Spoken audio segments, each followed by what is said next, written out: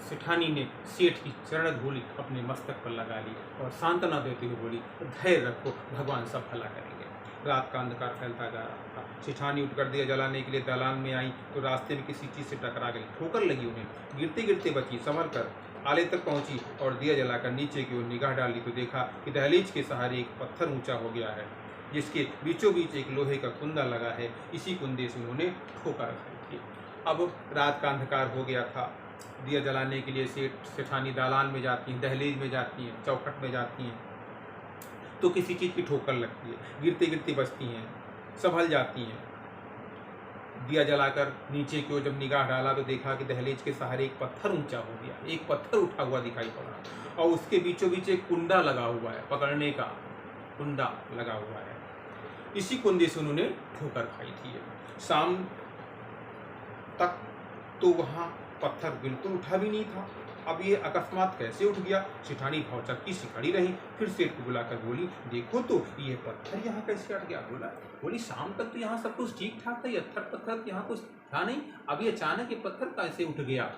ये सब अचानक ये घटना को देखकर भौचक्की से रह गई। उन्होंने सेठ को आवाज़ लगाई, ये पत्थर न जाने यहाँ कैसे उठ गया? सेठ भी अचरज में पड़ गए। दिए की टिमटिमाती रोशनी में उन्होंने ध्यानपूर्वक देखा तो पता चला कि वह तो किसी चीज़ का ढकना है। अब दीपक की रोशनी में जब उन्होंने उसको निहारा तो देखा वो पत्थर में लगा हुआ कुंडा, वो पत्थर ढकना जैसा प्रतीत हो रहा था, ढक्कन जैसा दिख रहा था। आखिर यह माजरा क्या है? सेठ ने कुंडे को पकड़कर खींचा तो पत्थर उठाया और अंदर जाने के लिए सीढ़ियाँ निकाला। और ये माजरा, ये रहस्य क्या है, ये मसला क्या है?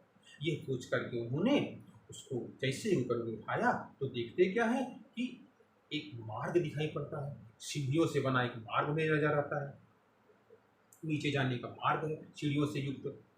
सावधानी से सेठ और सेठानी दिया हाथ में लिए उतरे। कुछ सीढ़ियां उतरते ही इतना प्रकाश सामने आया कि उनकी आंखें चौंधियाने लगी। अब सेठ और सेठानी दोनों दीपक हाथ में पकड़ करके उसी सीढ़ियों के सहारे नीचे उतरने लगे। थोड़ी देर पश्चात देखा कि प्रकाश और बहुत तेज हो गया। सेठ ने देखा वह एक विशाल तहखाना है और जवाहरातों से जगमगा रहा है। और वहाँ क्या था? उस तहखाना था, एक अंडरग्राउंड जिसे बनाया जाता है, तहखाना था जो जमीन के अंदर बनाया जाता है। और वहाँ हीरे सारी जवाहरात चमक रहे थे, उन्हीं की चमक सामने आ रही थी। देव की इस माया का रहस्य उनकी समझ में नहीं आया। दोनों निस्तब्ध खड़े थे। देव की, ईश्वर की महिमा, ईश्वर की ये माया उन्हें समझ में नहीं आई। दोनों चुपचाप निस्तब्ध वहाँ पर खड़े थे, शांत खड़े थे। तभी अदृश्य पर स्पष्ट स्वर में उन्हें सुनाई दिया। अदृश्य कुछ दिखाई नहीं पड़ा लेकिन सुनाई पड़ा। अदृश्य सुनाई पड़ा, स्वर सुनाई पड़ता। क्या?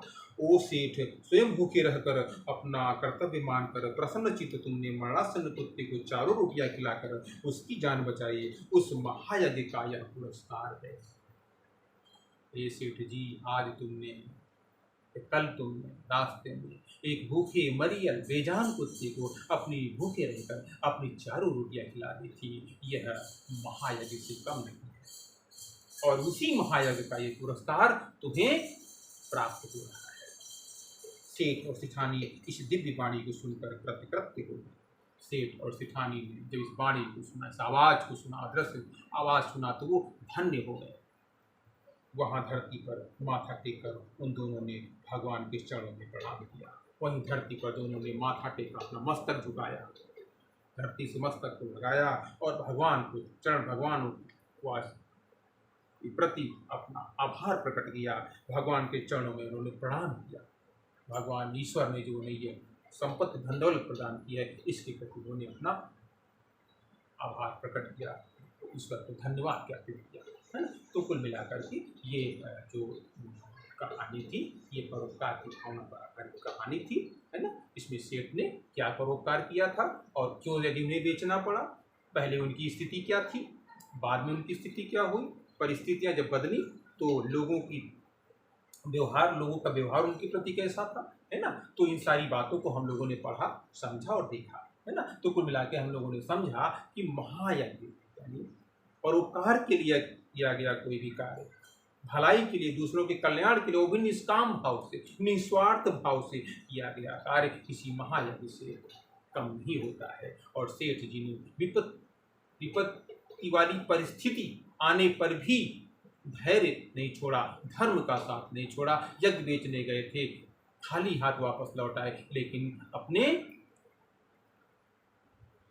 धार्मिक जो उनका चरित्र था उससे उन्होंने कोई समझौता नहीं किया। आखिर उन्हें कितना बड़ा खजाना मिलता है ना। तो कभी बच्चे इस कहानी को पढ़ डालेंगे, अच्छे से समझ लेंगे, है ना। और फिर अगले टर्म में मैं आपको इसका जो लिखित कार्य वर्ग वाला कार्य है वो मैं आपको प्रेषित कर दूँगा।